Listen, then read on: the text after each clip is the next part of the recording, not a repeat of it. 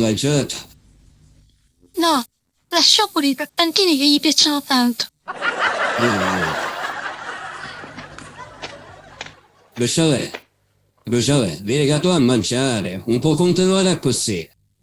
Raga, io la faccio fare iniezione al dottore, dice così togliere. Sappi, Io mangio solo banane e basta. Non può fare qualche mare l'ananas o qualche frutta così. Bruciare. L'ananas sta mangi tu, mi fa schifo assai.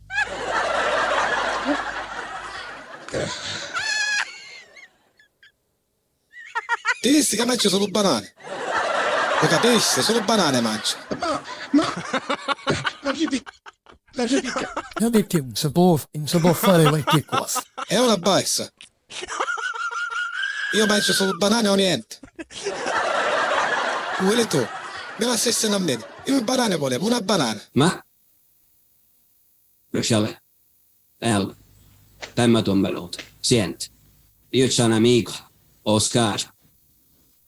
Edo si chiama Franchino. O frutta vendo.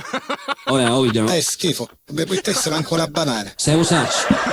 Ma io ora ci passo e piglio un bello caschi banale per te e ti faccio mangiare tutte a una ora. Ti prometto che farò questo per te. Va bene? Sono caporrea. Ti mangiano tutti i banane. E ora che facevo niente. A trovare i banane. Perché se no faccio, non lo so, faccio chi più che con meno non lo so chi più che con meno. Avete a trovare. Senti, io avevo un'idea buona. Quella dell'ananas magari, che potevo prendere ananas. Tu sei cretino. Ananas, non mi interessano l'ananas, voglio banane. Signor Presidente, perché non proviamo con le cacoccio? Ma non è che questo, non è cretino. I cacoccio le buone sono, senza spin. Sentite, sono scimonito tutte due. Ora mi state facendo proprio annibale. Oh, forza cacoccio! Zitto te, non faccio orecchio. Oh, signor Presidente. Ma guarda.